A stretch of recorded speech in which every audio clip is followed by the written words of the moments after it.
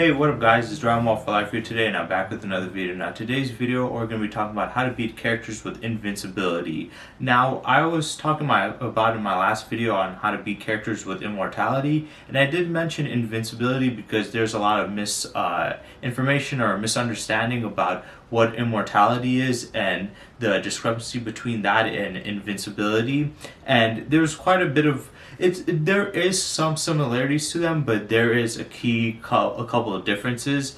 And being invincible and immortal, those are two different things. Immortality means you cannot die no matter what. So an immortal being should not be able to die at all. If an immortal being does die, they're not immortal. They will just have eternal life.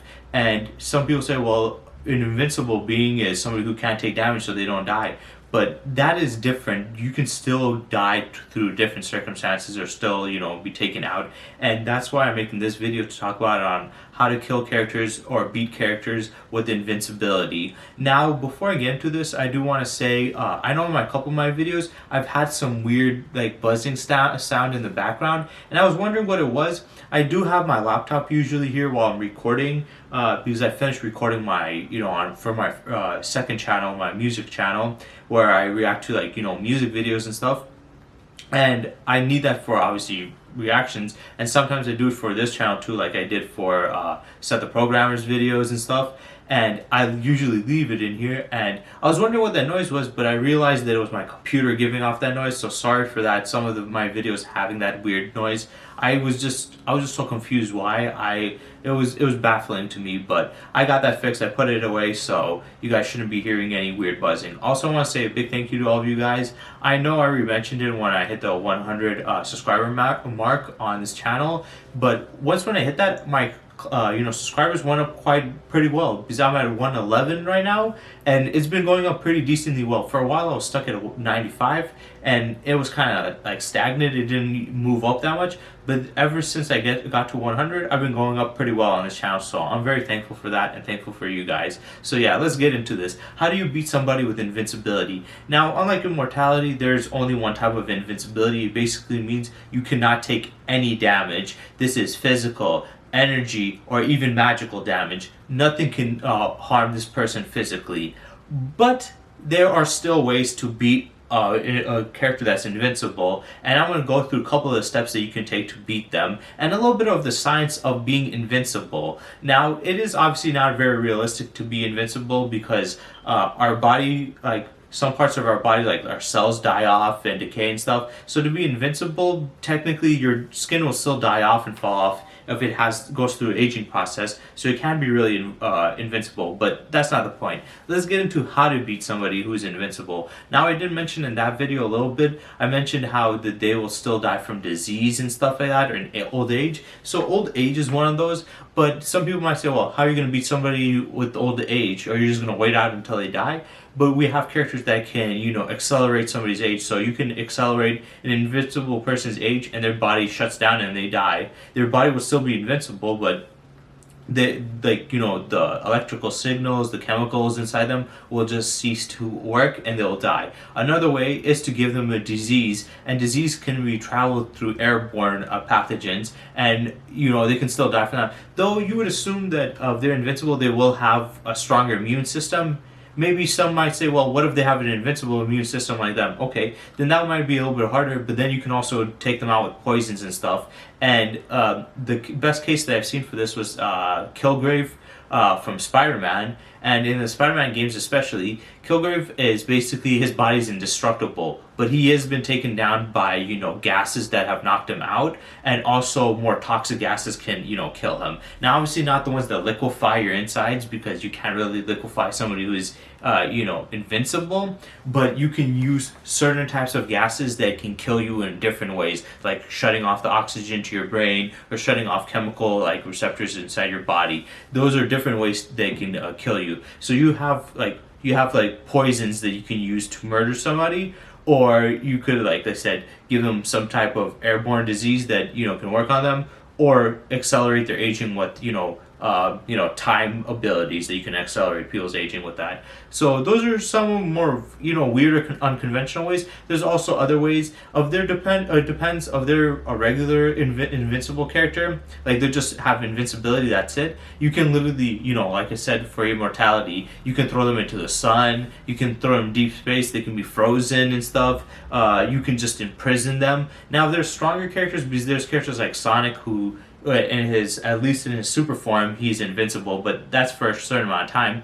But still, he's quite powerful, and he has invincibility on top of that. That makes him a little too hard to beat. And some people state Superman's invincible, but he's not. He can still take damage, and I always hate when they call him invincible or he has invincibility. He has enhanced durability or superhuman durability. You can say that, but to say that he has invincibility or invulnerability, that is incorrect because he can take damage, and there's a lot of things that can physically hurt him, and energies, and even magic.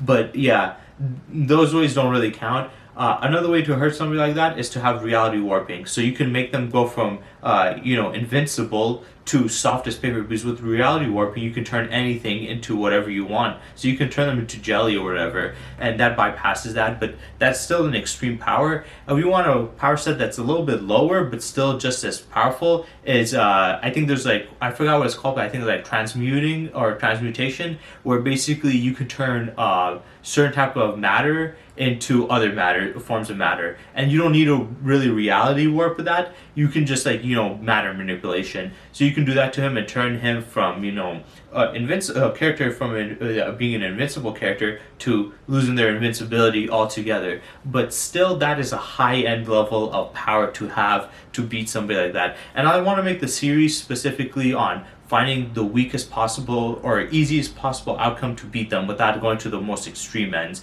because obviously that's the most logical way to do it, is say, hey, let's take the most extreme and just beat him this way. But for me personally, I don't like that. I like to find the most conventionally best way to beat them without going overboard with it.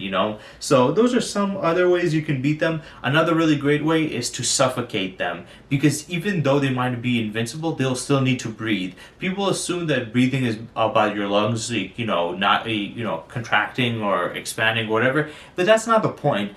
When you don't breathe, you need oxygen to carry through your blood veins, to go to your brain, to go to your heart, so your brain can work and your heart can work. But if you lose that, or you get it cut off, you will end up, suffocating and dying. So even if they're invincible, they will still need oxygen to be carried throughout their body, or their brain and heart will shut down. And their brain and heart shutting down has nothing to do with how tough it is. It has to do with the amount of oxygen it can carry and the consistent amount of flow of oxygen. So if you can suffocate somebody, like let's say throw them in the vacuum of space, or have the abilities to suck out the air from them, like certain characters that can move super fast and create tornadoes around them, or by drowning. So these characters can still die. They can die by drowning, they can die by suffocation, they can die by other means like that. And I think suffocation, for me personally, is the best way, because you don't even need to be super powerful to suffocate an invincible person to death. Another way to beat them, this way won't completely kill them, but it's a way to beat them and at least immobilize them, is to have psychic attacks. Because and it's dumb in some fictional comic book universes, because it might not fully work in all of them, but in some fictional universes, like sometimes in DC, they're like, oh, I've been trying to invade your mind, but your mind is so tough because of your body's built tough. They're talking about how close the bonds are between what's the thing called, the molecules, like for Superman and Superman versus the Elite.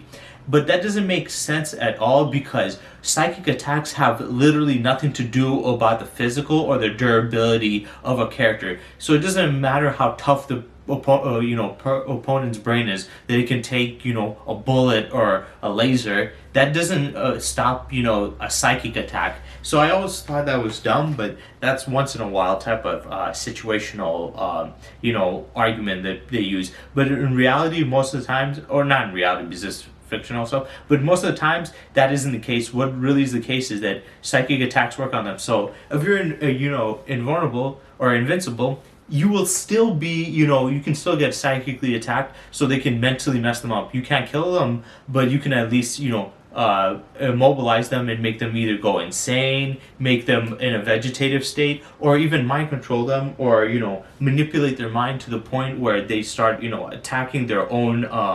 They start attacking their own people, so they can go from like working on a team and trying to beat you up, but if you have psychic powers you can literally manipulate their mind, and now instead of them being able to beat you up, you can use them against their own team. So if there's like a team fight, and like let's say there's a character with like mind controlling abilities, or like can manipulate their mind or put like illusions, they can trick them into thinking that their own team is the enemy and turn them from an ally to their own enemy. So that's also another way, but those ways you can't really beat them. You could also use magic. Sometimes magic is a good way to have characters not be that powerful, but also kind of like have a form of reality warping. So if you can have characters that have that, they can transform them into use magic and transform them into whatever, or mess with their bodies and stuff. Or sometimes they might be so vulnerable to magic, but I want to go to the vulnerability against magic all the time, because if they're invincible, I would assume there'll be no damage can work on them, but they can transform them. Or do like what Boo does, where he turns them into candy. So he could turn somebody who's invincible into a piece of candy. Maybe the piece of candy might still be invincible, who knows? But he can turn it to soft and stuff. So he can at least transmute it too. But another way to do it, and a way that they usually do it in comic books, and this does make sense, is they have usually characters that have certain types of weapons, like certain blades and axes that have they're built away. Usually they're made through energy and stuff, where they're so thin to a fine line point where it goes in between molecules and splits it between there, and there that allows them to cut through people who are invincible. Now some people might say, well, how does that work? And I'm going to go into the science of it, because I think it's quite interesting, because that's usually the most way that's shown to work against somebody that's invincible. And technically that's a way to beat somebody that's invincible without having to be having to have superpowers yourself. If you have one of these weapons that can do that, you can really have that ability. Or some other weapons can cut through dimensions. They have dimensional cutting ones, so if you can cut through dimensions, you can even if you can't cut them, you can open a dimensional rift that splits it apart. And it's not literally cutting them apart, it's just a dimensional rift that's opening between two realms and cutting it in half. But those are more like advanced weapons. This one is more science based, and it makes sense. Let's go into explaining invincibility. Now, invincibility is basically how tightly compact the molecular bonds are. The more tighter they are, the more tough it is. And if they're literally 100% touching, which is impossible, but this is fiction. This is how it usually goes by their science. Is an invincible person, their molecules will be 100% connected together. So they'll be stuck together instead of like a little bit separated. They'll be stuck together, and by that happening, what happens from them bonding together so close is the fact that it tightens it to the point where it's unbreakable. But these blades, the way they work is they're so sharp and such a fine line point that they can go through the smallest to get spaces between. And even if you get atoms to the closest, there will still be some gaps because they're like circular, so there will be some gaps in there, and that's what usually these blades do to cut through them. And a little bit of real life science, that's kind of how it works in real life. If you look at it in real life, a lot of these swords and knives that cut through materials and objects, any physicist will tell you that technically they're not cutting through those objects, they're actually just pushing those objects down until they break apart or split apart. And that's what happens because there is some space between molecules. So when you use like a katana, even a katana, something as sharp as that, to cut somebody, you're not really cutting them, you're actually squishing down on them and is moving through them. It might look like a cut, but it isn't. And the way that is described by a physicist is the fact that it's impossible for any metal or any knife and stuff, and swords and stuff to be sharp enough to cut, because you need a certain level of thinness. I forgot how much it is. I think like 30 millimeters or some crazy number. So it's supposed to be so close, so small that it cuts between the spaces between molecular bonds, and that is where you get sharpness from. And the only thing in our existence that we've seen that is actually that sharp and that can literally cut is obsidian, which is, volcanic rock. And if you break obsidian and turn it into a bit of a blade, that thing, and if you like cut it across somebody's skin, that will actually cut. Whereas if you do it with a knife or a katana, it's not actually technically cutting it by scientific terms. It's just pushing down on the skin to the point where the skin tears apart because of that. But this one is not actually pushing down. It's legit cutting it. So you don't have to put any force into it. You can just slide it across and it should cut. Whereas those, you have to put some force on it, and the pressure itself is what bends and breaks it. And that's how it works for this, because invincibility is the closest bond that these atoms or molecules can have possibly. There's no distance between them. They're super close. Whereas in the fictional universes with the weapons they use, it's even more extreme than obsidian, because they can cut through even like no space or whatever, or even a small space. Because invincibility is actually very, very hard to damage. You can't really damage somebody who with invincibility. All these other ways to beat them is to go around the invincibility, or have something that completely negates it or like reverses it, like reality warping or matter manipulation or whatever. You're literally turning that invincible person to not be invincible. But this is the only way to actually damage somebody who's invincible. You're not changing them, or you're not going around to beat them. You're literally going through that invincibility. So even with invincibility being saying you can't be hurt at all, there are ways to hurt them, and we've seen it throughout other forms of fiction, and DC's shown it quite a bit. I think it was in the Future Justice League one. There's this one guy who has an axe that can cut in between molecules, and he's been shown to cut Superman very easy with that axe, and countless other people that have high levels of durability and even invincibility, because this bypasses it by the scientific means that we get in it.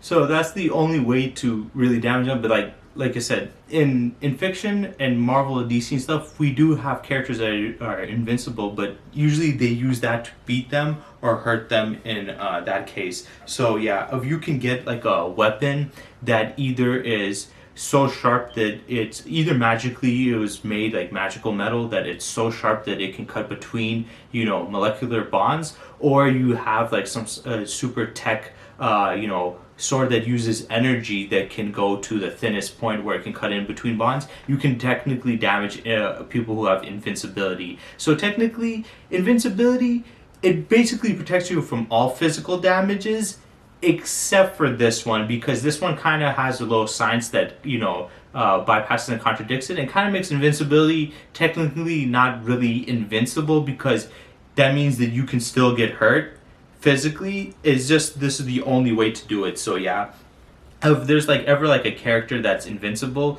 the best way for a writer to write a way for them to lose or actually be killed is have somebody who has one of these weapons that is made out of some weird energy manipulation weapon that can get to the smallest point, and they can use it to cut them or cut off their head. So if you ever see a character getting cut or damaged that has invincibility, just know that that's the reason why that happens, and it's happened in a couple of other instances too. So those are basically some of the ways to beat them. I still think that suffocation would be the best because it requires the least amount of stuff. We have a couple of things, like I said. Let's just go through them again. One, you can either accelerate their aging process and get them killed that way, so you'll need some time manipulation powers. You can suffocate them to death either by taking out their oxygen or drowning them. You can throw them in outer space and they can be frozen and stuck there. You can put them into a star, a black hole. You can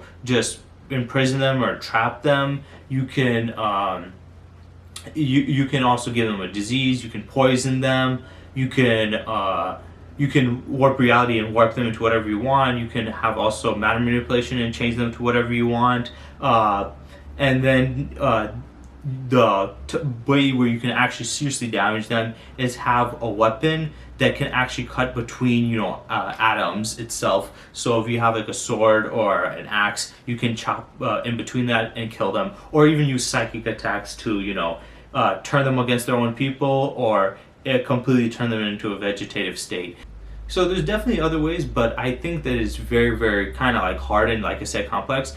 besides, you know, the gassing ways, those ways, the chemicals, those are a lot easier, like completely take away the oxygen. But the other, when it comes to using powers, you would need some ridiculous powers. But I think the best ways to do it, if you know, like either suffocation. For me personally, the best two my favorite ways are suffocation and through using these weapons that can cut through them, because then you can actually damage them and that'll be pretty cool. But then again, it doesn't matter how powerful they are, because if they're super fast, then they can easily dodge those attacks too, and you know, defend against it that way. So yeah, that's it for this video. I hope you guys enjoyed. I'm trying to think about a couple more other superpowers. If you guys want me to do any superpowers specifically, because I'm going to go cover all of them anyway, and at some point I'm going to go on to more lesser known ones and some of the more extreme ones. But I want to know your guys' thought on this, you know, little video series, because I'm really liking it. I think it's very cool to talk about different types of powers